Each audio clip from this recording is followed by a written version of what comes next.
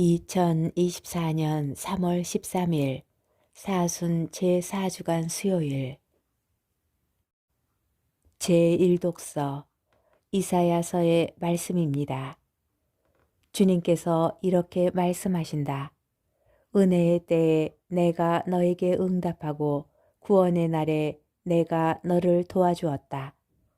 내가 너를 빚어내어 백성을 위한 계약으로 삼았으니 땅을 다시 일으키고 황폐해진 재산을 다시 나누어 주기 위함이며 갇힌 이들에게는 나와라 하고 어둠 속에 있는 이들에게는 모습을 드러내어라 하고 말하기 위함이다. 그들은 가는 길마다 풀을 뜯고 민둥산마다 그들을 위한 초원이 있으리라. 그들은 배고프지도 않고 목마르지도 않으며 열풍도 태양도 그들을 해치지 못하리니 그들을 가엾이 여기시는 분께서 그들을 이끄시며 샘터로 그들을 인도해 주시기 때문이다. 나는 나의 모든 산들을 길로 만들고 큰 길들은 도두어 주리라. 보라, 이들이 먼 곳에서 온다. 보라, 이들이 북녘과 서녘에서 오며 또 신임족의 땅에서 온다. 하늘아 환성을 올려라. 땅아 기뻐 뛰어라. 산들아 기뻐 소리쳐라. 주님께서 당신 백성을 위로하시고 당신의 가련한 이들을 가엾이 여기셨다. 그런데 시온은 주님께서 나를 버리셨다. 나의 주님께서 나를 잊으셨다 하고 말하였지. 여인이 제 젖먹이를 잊을 수 있느냐? 제 몸에서 난 아기를 가엾이 여기지 않을 수 있느냐?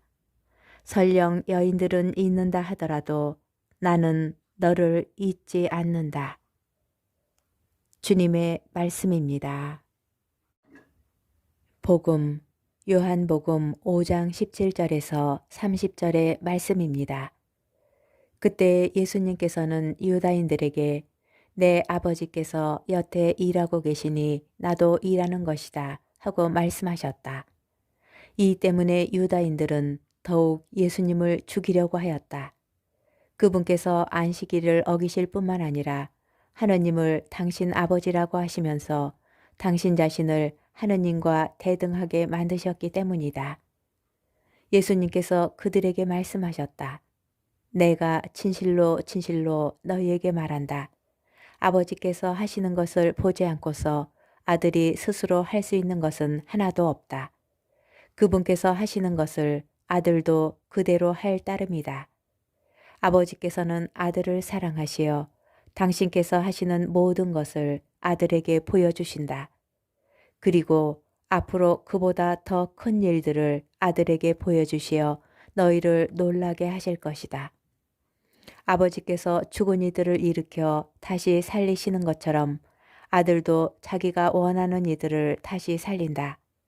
아버지께서는 아무도 심판하지 않으시고 심판하는 일을 모두 아들에게 넘기셨다.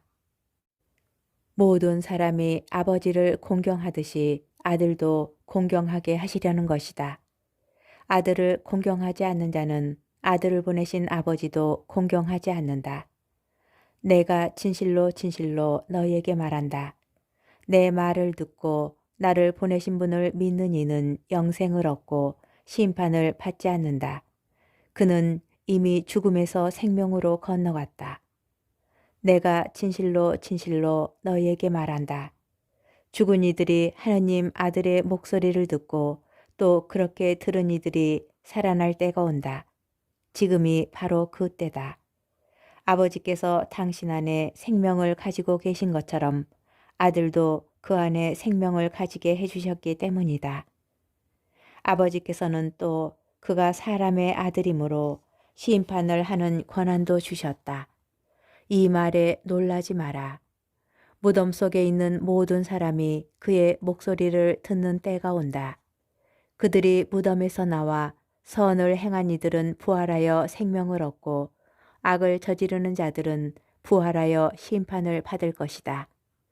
나는 아무것도 스스로 할 수 없다. 나는 듣는 대로 심판할 따름이다. 그래서 내 심판은 올바르다. 내가 내 뜻이 아니라 나를 보내신 분의 뜻을 추구하기 때문이다. 주님의 말씀입니다. 오늘의 묵상.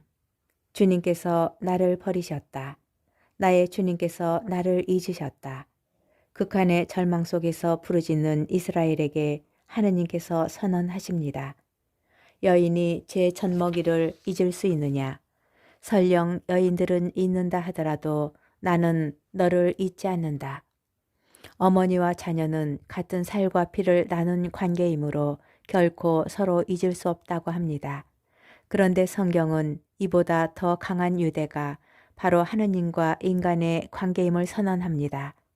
특별히 복음에서는 이러한 유대가 아버지와 아들의 동질성으로 드러납니다. 아들이 이 세상에 온 이유는 아버지의 일을 하기 위해서이고 따라서 아들의 일은 곧 아버지의 일입니다. 내 아버지께서 여태 일하고 계시니 나도 일하는 것이다. 그분께서 하시는 것을 아들도 그대로 할 따름이다. 오늘 본문 내용 바로 전에 베짜타 못에서 일어난 치유 사건으로 유다인들이 붕괴하는 장면이 나옵니다. 안식일을 어기실 뿐만 아니라 하느님을 당신 아버지라고 하시면서 당신 자신을 하느님과 대등하게 만드셨기 때문입니다. 아무도 하느님을 그렇게 친밀한 사이로 규정한 적이 없는데 감히 하느님과 자신을 부자 사이로 이야기하고 심지어 동질성까지 선언하니 불쾌하였던 것입니다.